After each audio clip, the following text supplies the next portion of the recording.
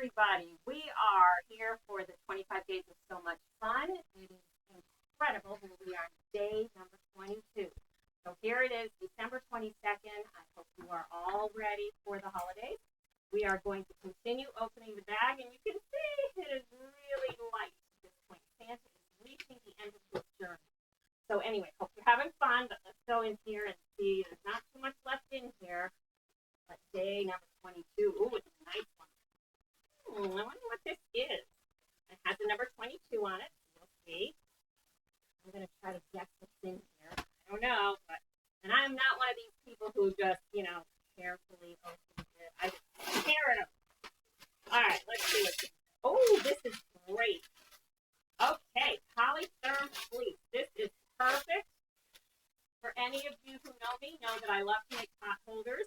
So this is perfect for that.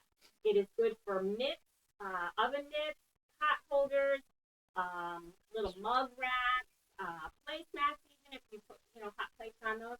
This is absolutely perfect, and it's a fairly large thing.